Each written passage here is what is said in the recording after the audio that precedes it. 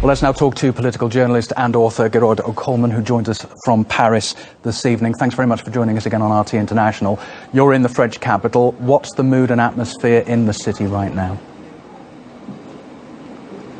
We're being told that there's a state of war and a state of emergency. We've had this before. We had this in January, and for several weeks we had non-stop sirens and non-stop chatter on the radio about the threat from radical Islam and terrorist groups and so on. And so we're having a kind of a replay of that, but it has been, I think, accentuated, and we're going to have an intensification of the media campaign, which is essentially a propaganda campaign to make people in France fear Muslims. We need to be clear about the origin of the war on terror. The war on terror is, I quote, orchestrated from abroad. These are the words François Hollande used to describe this terrorist attack. Well, the attacks that have been continuing to destroy Syria, to massacre its population, have also been orchestrated from abroad. They were orchestrated by NATO, and they've been carrying these attacks out against the civilian population of Syria for 4 years now. And this is a terrorist campaign that is also orchestrated from abroad. And people in Europe need to understand that there is a war that is becoming global, that is being waged against civilian populations in particular. It is a form of neo-imperialism and neo-colonialism which aims to divide and conquer European and Middle Eastern and African and the world's population, for that matter, and to make them submit to a global order that does not serve the interests of most of the people on this planet, but that does serve the interests of a very few ruling elite, a very small, tiny, and particularly tyrannical ruling elite. There is no war on terror. There is a war that is being waged using proxy groups, terrorist proxy groups, and they are being used against nation states who are resisting US and Israeli hegemony, and they are also being used as a means of disciplining the workforces in Europe. In a period of mass unemployment and austerity, you now have terrorist attacks being committed by terrorists funded, armed and trained by Western intelligence agencies. There is no such thing as ISIS. ISIS is a creation of the United States. We know that from official sources of the US military themselves. Declassified documents from the Defense Intelligence Agency have confirmed that. And the French government is now attempting to drum up support for more military intervention in Syria. And what they want to do is they want to get in on the game. The game is almost lost. The Russians have routed much of the Islamic State. You now have Islamic State militants coming into Europe disguised as refugees.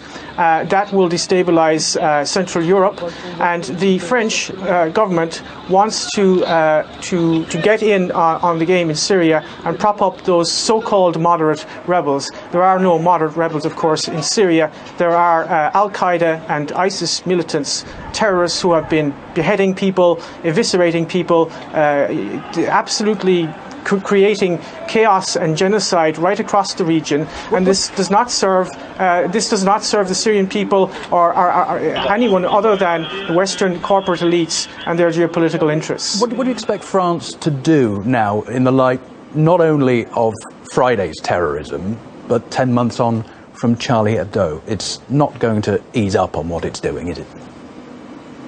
No.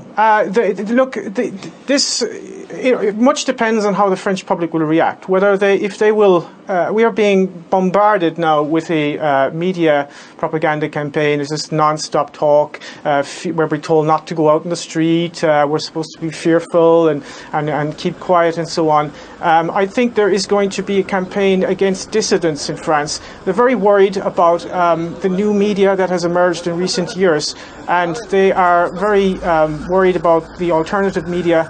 So I think there you will see, we saw this actually after the attacks in January, January, you will see a conflation of terrorism and dissidents. So one of the tools which the mass media uses to discredit any kind of rational questioning of the established order, and particularly the war on terrorism, is to deride those who would question the war on terrorism as conspiracy theorists. And I think you're going to see a crackdown on so-called conspiracy theorists and websites that actually publish rational and honest analysis of what is happening. So you're going to see more of that type of intellectual terrorism, which is already at boiling point in France. I mean, it's got to the point now where you have professors in universities who are being intimidated. You have school teachers who are basically being fired for even suggesting that there may be a link between French imperialism and terrorism. There was one case recently, for example, of a school teacher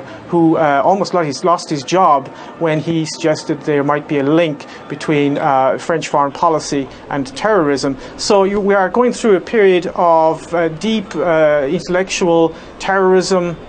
And of course, these random terrorist acts, which are a form of low-intensity civil war. I think that the current crisis, the refugee crisis, which is really a form of coercive engineered migration, because it could have easily have been prevented, this form of coercive engineered migration is going to make this a lot worse, and it is going to create the conditions of civil war. It is a natural consequence, of course, of globalization, of financial capitalism. This is essentially what it leads to. I mean, it leads to a breakdown of society.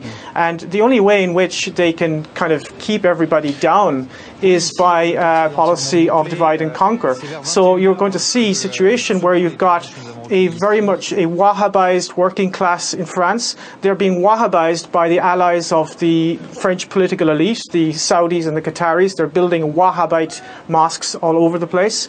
And that is going to Wahhabize the youth, and they're going to be then used as pawns, if you like, in much bigger geopolitical wars, proxy wars against Russia, proxy wars against Iran in the Middle East, and so on.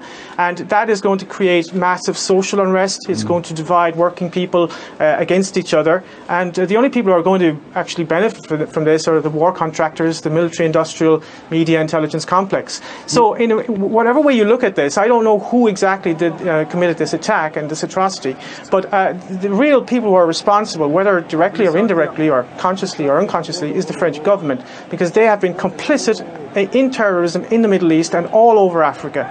And that needs to be understood. And if we don't understand that, this is going to continue and it's going to deteriorate. We will find ourselves in a situation under military law, martial law, if this continues. So it really needs to be analysed and understood. Can I pick you up on the issue of migrants and refugees? Because one of the terrorists appears to have been a French citizen, another a recent migrant to the country. What do you think this will do to France's policies towards the migrant crisis? Well, I think there is sufficient evidence to suggest strongly, in fact, that the current crisis, I mean, the migration crisis is something that is ongoing, and there are different waves. You've got different waves coming up from Libya, you've got the ones coming up from Syria and up through the Balkans. But the current kind of refugee crisis, as it were, is what I would refer to as coercive engineered migration. This is a term used by Kelly Greenhill, a US academic, who wrote an interesting book on this, whereby she shows that migration can be used as a tool by one state to destabilize another state. In this case, it's definitely being used by the United States and Turkey to destabilize the Balkans, Mitteleuropa, which would be Hungary, and of course Germany. And the geostrategic reasons of this are basically go back to classical geopolitics, which is Halford Mackinder's theory of dividing the world island. That is to say, you divide the Eurasian Peninsula from the Baltic Sea to the Black Sea. You create an intermarium there so that you prevent German and Russian unity, and that is why Germany essentially is being kind of overrun with people who are themselves victims of globalization, but they are now being instrumentalized and used as weapons of globalization. And this is one of the key contemporary strategies of US imperialism. You use the consequences of globalization as further tools to further globalization. And I think there is no policy in Europe to to control immigration or anything like that. I think that the key question here is not actually controlling immigration. The key question is stopping this geopolitical destabilization of Europe. And some countries are attempting to do that. Hungary is attempting to do that. Bulgaria is attempting to a certain extent to do that. In other words, trying to find out who's an actual refugee and who isn't. They're prioritizing women and children, for example, in Hungary. That's a rational approach. But of course, Viktor Orban of Hungary is being demonized by the European Union for his insistence on implementing the laws of the European Union and of the Hungarian nation state. Here, you're in a situation where the French government is totally subordinate to US dictates. This is a country that has been completely taken over by US imperialism, just as Germany. And France doesn't really have a foreign policy. It does whatever Washington tells it to do. OK, it's always good to get your thoughts on this. Gearóid Ó Cumann, thanks very much for joining us from Paris this Saturday evening.